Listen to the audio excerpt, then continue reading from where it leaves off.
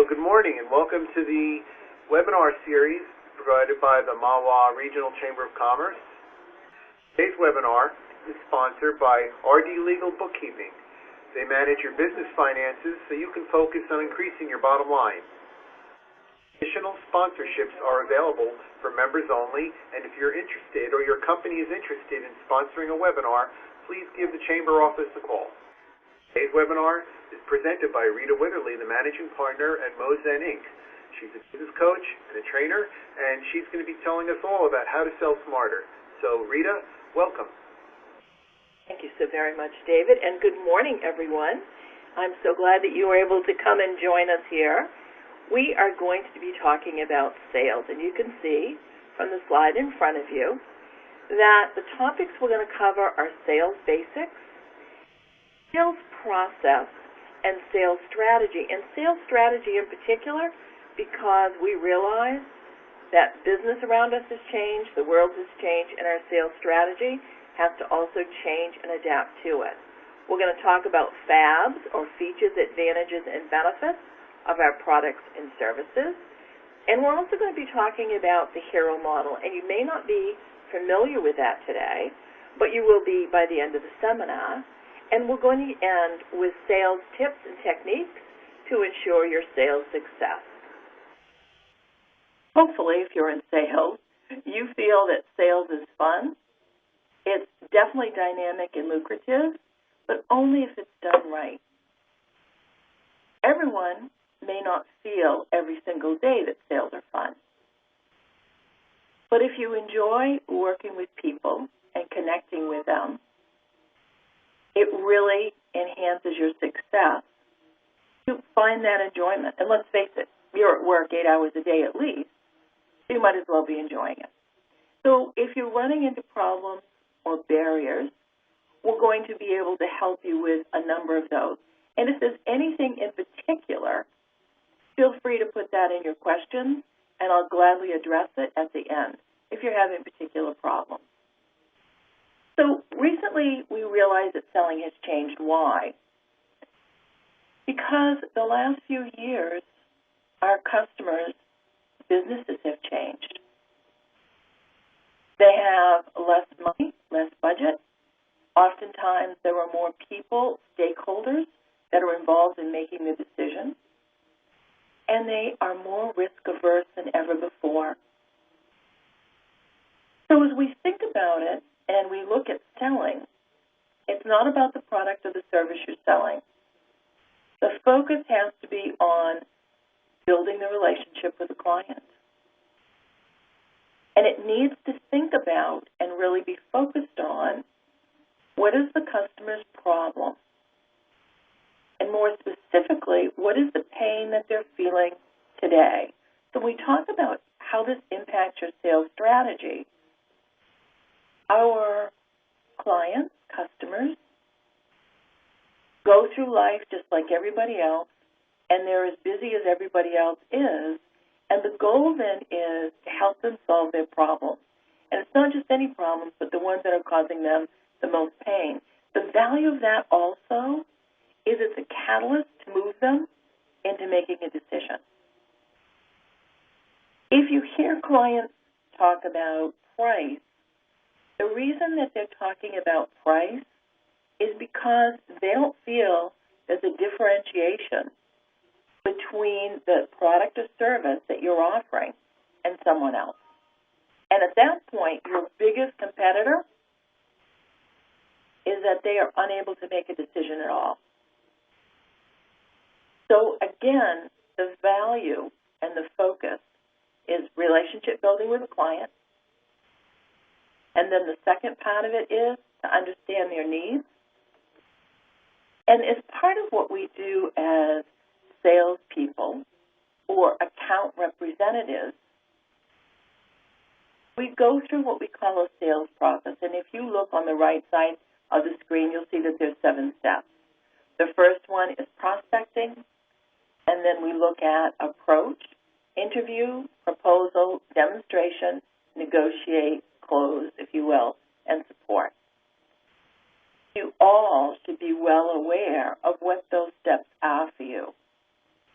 In addition to that, you'll see that the salesperson is actually pointing to a funnel. Every one of us needs to know what we call a hit rate. What is your hit rate? That means out of the prospects that you have, how many of those people do you look to that you plan on doing business with? How many of those are you able to get to talk to you? That's a suspect. How many of those do you send a proposal to or a confirming letter?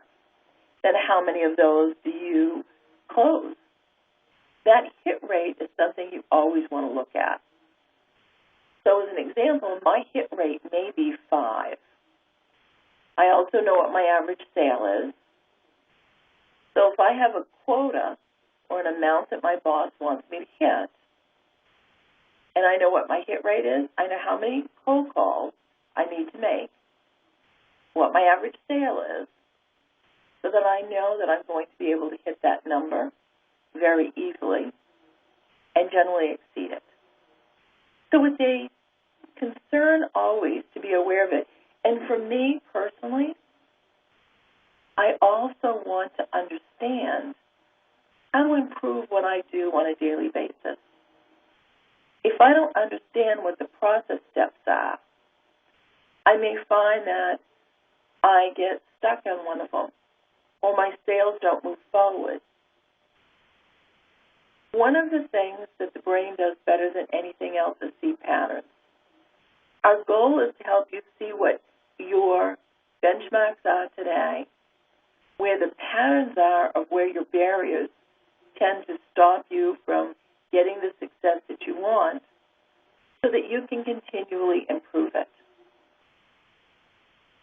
If you're finding you are not closing sales, it's usually because you're not looking at your process, which is again on the right-hand side. You may have different names that you put in there, but the goal is you need a process, and you need to have so many people in each one of those steps, and you need to understand where you are in the funnel with each of them. Why? Because it impacts what your strategy is. It impacts how you interact with that person. And if you find that you were not as successful as you wanted to be, this gives you the data to help you go back and determine what you could do differently for next time. Okay. Again, if you have questions about this, let me know. You may have a different sales strategy, different terms again, where you're looking at your pre-call plan, you're engaging the client, and the goal again is to build rapport. You're uncovering needs by asking open questions, closed questions, feeling questions. When we talk about what the client's problem is, we're uncovering what their needs are. Now I'm looking at creating interest. How I create interest is based on where they're feeling pain. What keeps them up at night? What is their priority? And by the way, their priorities, just like yours, are generally changing. They don't stay status quo. So they also need to have you check in with them to see that the needs that they had yesterday or last month are still a need today, and they're still a priority. Once you know what that is, the goal is to have a minimum of 3 to 7 needs from that customer. 3 to 7 concerns that customer has, because it ensures your success in closing them. If you have difficulty closing, closing is actually a natural step. If the customer has a problem or a concern and you have a solution, you're actually helping that person by helping them get the product or service that you represent. That's taking us to taking action, closing the sale, and asking for commitment. And you're actually, again, doing them a disservice if you don't do that. Now, this is something a number of you may not have been aware of. Most times, we sell on features, advantages, and benefits. This is the feature, this is the advantage of the feature, this is the benefit to you. But if I don't understand the client and who that client is, it's like me being a bad car salesman. Have you ever walked into a car dealership where you wanted a car? And I did this recently. I walked in, I'm looking for a safe, secure car, something that is going to be good on mileage. And the salesperson comes up and he starts talking about a particular car model and how it will go from 0 to 4,000 miles an hour in 2.3 seconds. That's not even something of value to me. So he loses my interest right away, and my feeling about him and his knowledge is probably substantially decreased. In fact, I didn't buy the car from him.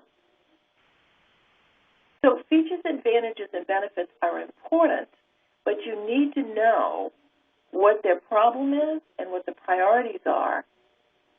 Then you can talk about features of your product that solve that problem. This is the key with the hero model. And I don't know if you're familiar with it. We know that sales is about emotion. In fact, decisions are made on emotion. They've done research to find out why, and this is really quite interesting. There is something called the hero model. So Joseph Campbell did a lot of research, and realizing that everything is based on decisions, all of your decisions are based on emotion. I want you to think about all of the people that give all of the facts. And facts are good, but the decision is made on emotion. So if I look at the brain, there's a part of the brain that is called the limbic system. It is something that is very, very basic in our minds, in our brains, and it relates more to words, to images than it does to words. That means if we can use a story, it's much more powerful to persuade people because we are uniting an idea with an emotion. So it's much more compelling and people remember it. And there's 5 steps to the model, because you could be saying to yourself, okay, so how does this apply to me in selling? So when you tell the story, you want to give an example of something that this is life as normal. You've talked to the client to find out what's changed for them and what the impact is. Now, if they knew how to solve it, they would have done it already, which is why they need you, and they need your input, and they need your product or your service. And you explaining to them how the product or service helps someone else, you actually are the mentor. So when it says enter the mentor, that's you. They actually are the hero, which they are in their company, because they're solving the problem. You as the mentor are helping them do that. And stories is what's going to help you carry that message stronger to all of your clients. Because people tend to get more emotional, hear things differently. If it's something that they value, how do I know that they value it? Because I asked. And I understand what their needs are. So if we realize again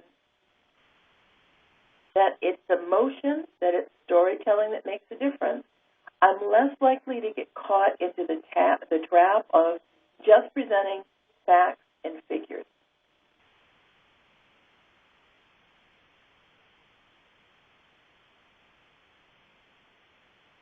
Once we have started selling to our clients, we have someone that we have been working with for a while, our goal strategy changes. What we want to do is make sure that we increase the amount of sales that we have with that client. That may be that we do cross-selling.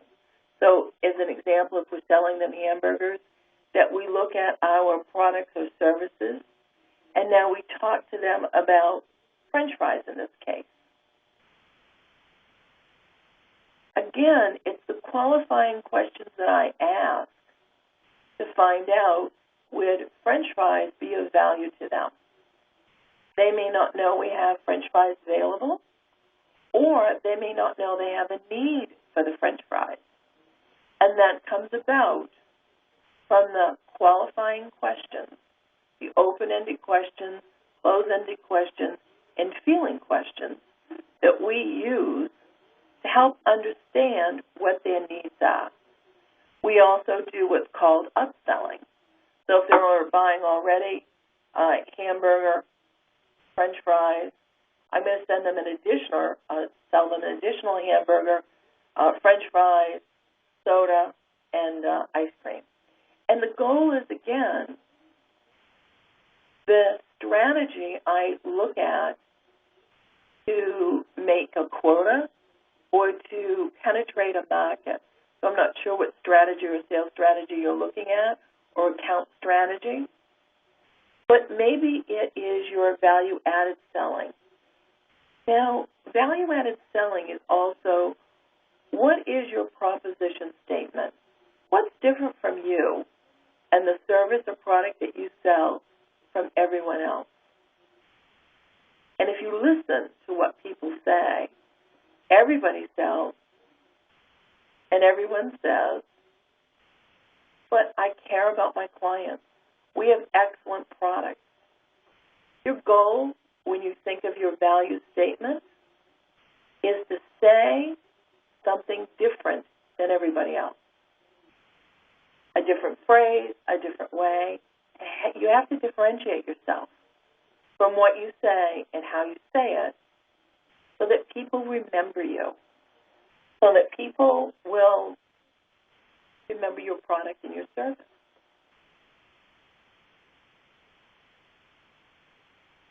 I wanted to cover a number of things, which we have, because we've looked at the fact that sales strategy has to change because the world around us has changed due to the recession, due to technology, due to the fact that we're more and more global. We talked about the fact that you have to have a process and process steps, and that you really need to understand what your sales funnel is and what is your particular hit rate. It allows you to continually get better and also to diagnose where your things aren't working so that you're able to overcome that barrier. We've talked about features, advantages, and benefits versus the hero model.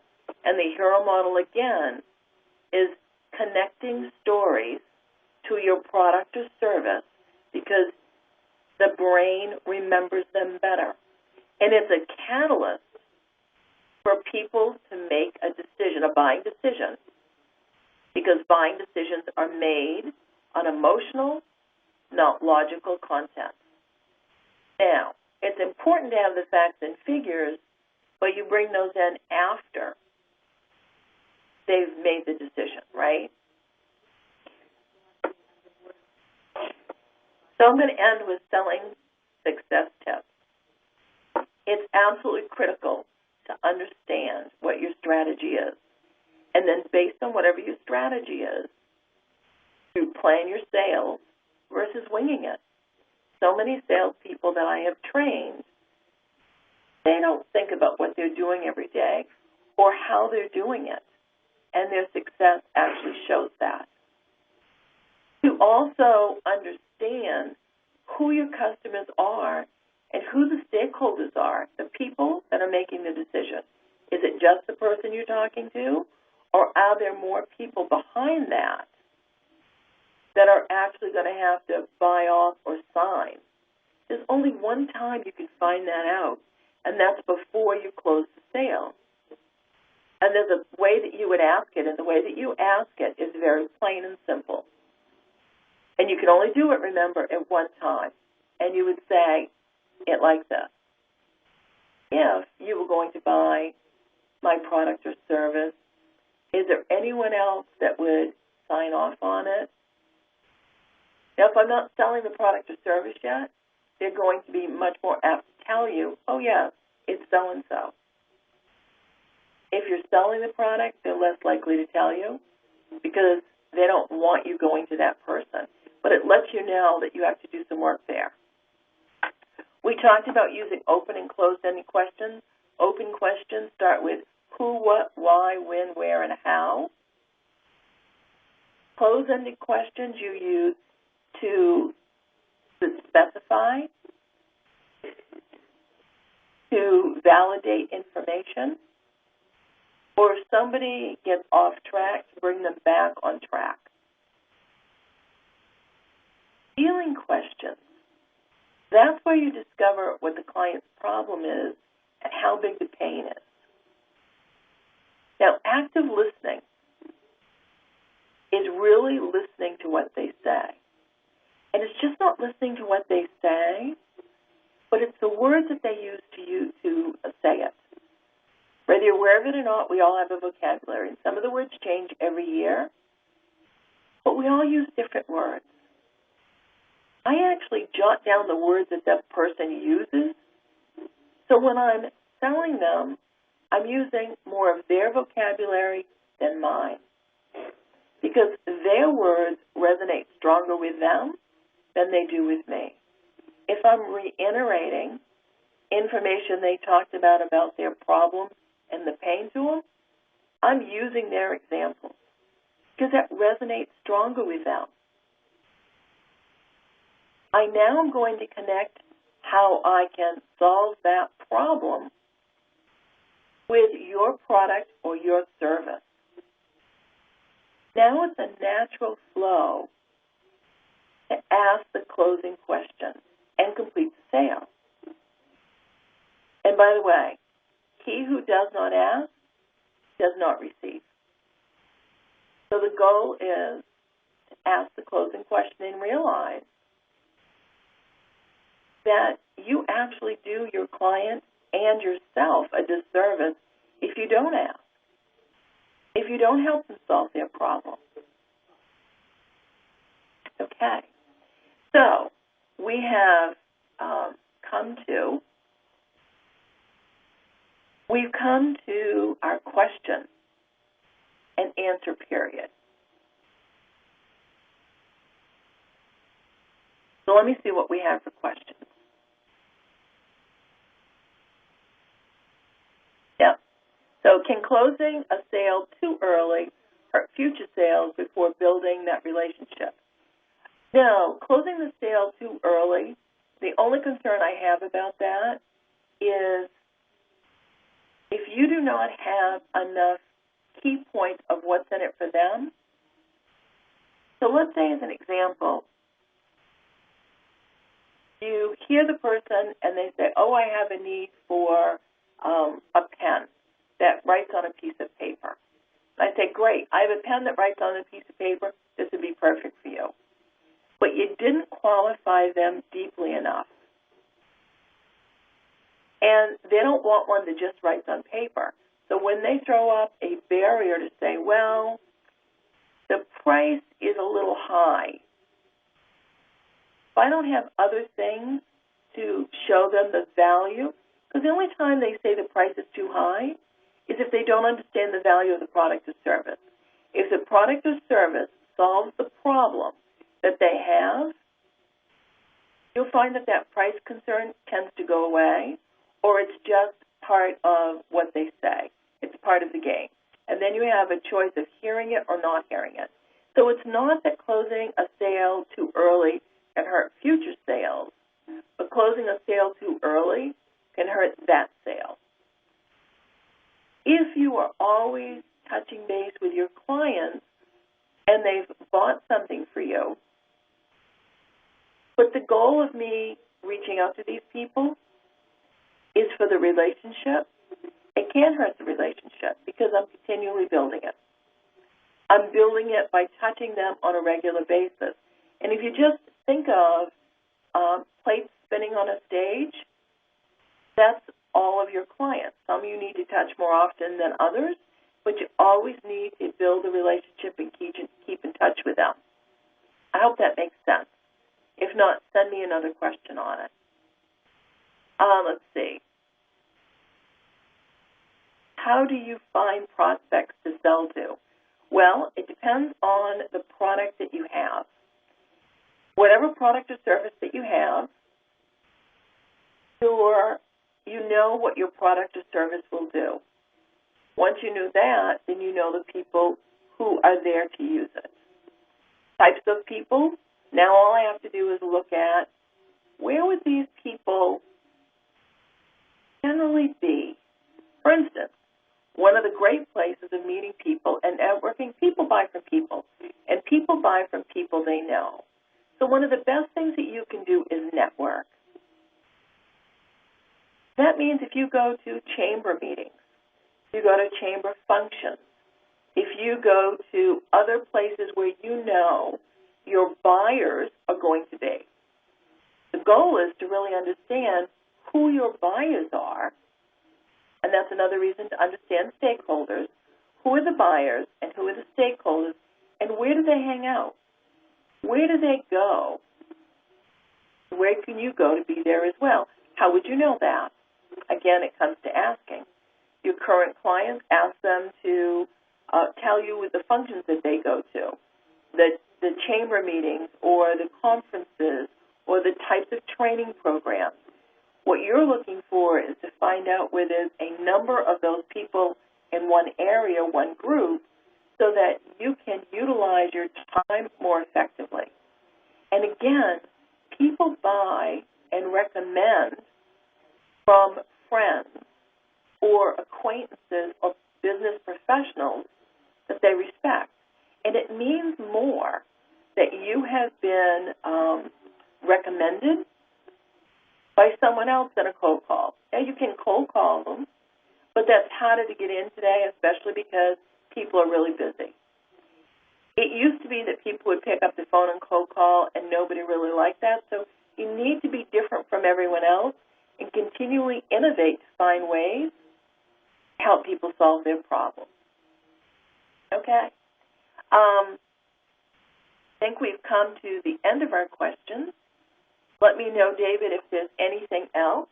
I personally would like to thank you for your time. It's truly been my pleasure to spend this time with you. And if there's anything else I could do to help you, please let me know. So thank you once again to everybody for tuning in. The professional webinar series is offered to members only as a presenter and will be posted on the Chamber website for future viewing. Look for that in a day or two. The slides from today's presentation will also be on the Chamber website. And when you're on the Chamber website, if you navigate down to the bottom of the left-hand side, there is a webinar link. And thanks for joining. If anyone out there feels like they have something they would like to give a webinar on, please feel free to contact the Chamber office at the number on the screen.